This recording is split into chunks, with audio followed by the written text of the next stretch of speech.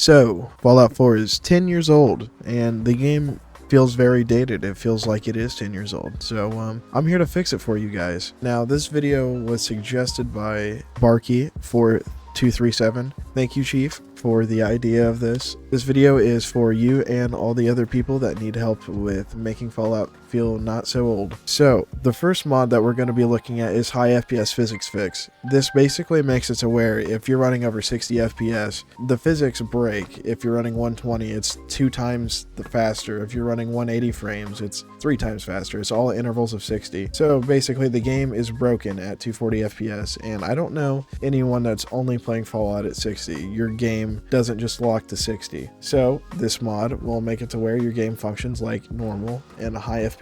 The next mod we're going to be looking at goes hand in hand with the physics fix. It is the sprint stuttering fix. Whenever you install the physics fix, your sprint will start to stutter, and of course, because the creation engine is made of duct tape and hopes that you'll buy Skyrim again, it sucks. So they had the mod to fix their other mod. And now with these two mods, your game will run perfectly fine. Now, on to the next. The next mod we're going to be looking at is Smooth First Person Sprint, less jerkiness and stutter. I don't really notice a difference whenever I use this or not, but I like to have it just because I like my sprint looking smooth and I don't like it, getting messed up or looking jank. Really, I've never had an issue with vanilla, wholeheartedly, but this is just something that I like to put in my game just in case. My most essential mod in terms of actual just raw gameplay is raw input, no pun intended. This basically makes it to where they turn off mouse acceleration and it makes the mouse latency minimal, and your game is the most responsive it's ever been. And also they fixed the aiming because for some reason Bethesda doesn't know how to make modern games. They made the horizontal and vertical aiming recoil completely different sensitivities. So this mod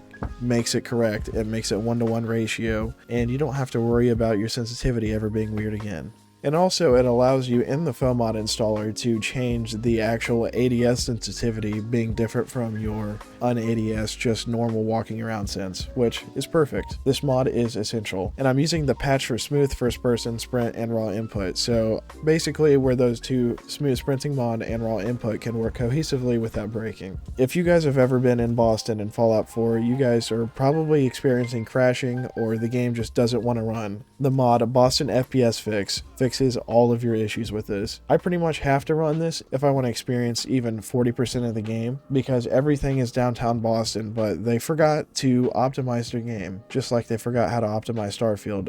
Of course they said they did, but they really didn't. So I urge you guys to get this mod if you actually want to experience at least 40% of the game. We're going to be straying away from mods that are absolutely essential for gameplay, and these mods are just gameplay changes that I think are pretty nice. Okay, so the mod Full Dialogue Interface basically shows you can actually see what your character is going to say, and it doesn't have the circle, and it just has sarcastic, and you have no idea what your character is going to say. So this one makes it to where you can see everything. The next mod on my list is the long loading times fix. I personally have an issue with overly long loading times, and it actually makes my SSD function like an SSD. It doesn't function like an old ass hard drive from 1995 where it takes 14 years to load a single cell. The next mod we're going to be looking at is Put Your Gun In. Basically, whenever you switch weapons in your favorites, in normal vanilla Fallout, it just goes instantly to the other one. In this one, it makes you put your gun in your holster and it takes the other one out. I personally think that this mod is needed because it looks goofy without it. I love this mod, and you should too. The next mod we're going to be looking at is the FOV slider in player height. Now, most people are going to be wanting this so they can change their FOV, because vanilla Fallout 4's FOV is absolutely atrocious and it feels like you're stuck in a fucking fishbowl. So this mod makes it to where you can actually see. Not everyone is playing on a TV on their couch like 18 feet away. Some people are at their monitors just a foot away and they need,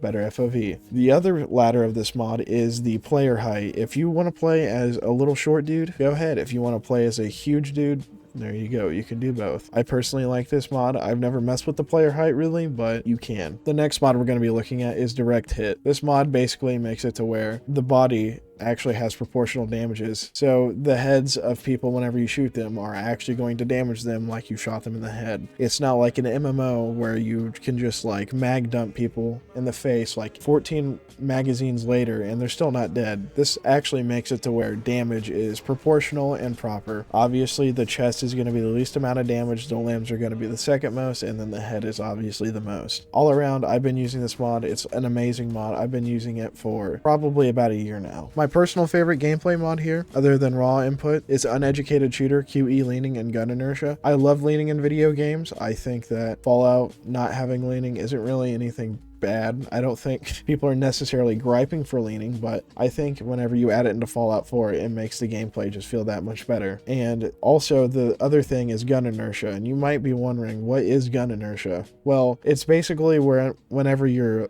flying across your screen, hitting those insane flicks on the Raiders or Deathclaws or whatever you're aiming at, your gun just zips to wherever you're aiming instantly, like it's stuck to your screen and static. Honestly, it makes it feel a little arcadey to me, and it doesn't really feel like the guns in the world, if you get what I'm saying. This just makes it to where you can kind of see that your character doesn't have like aimbot, he's not Agent 47 and John Wick's like love child. So there you can get into the power armor. It's really quick, so it just changes it where you don't have to crouch constantly before getting in your power armor and exiting. Very quick, and I like it. And the last mod we're going to be looking at is Pip-Boy Flashlight. Not necessarily a gameplay mod, but I do think that it is essential for a good game. And I kind of hate the default Pip-Boy flashlight. I don't like that your character just turns his brightness all the way up and he's lighting up the entire room with just his Pip-Boy screen. I don't like the fact that your screen color is your flashlight color. I want my flashlight to be a flashlight color and my Pip-Boy to be green,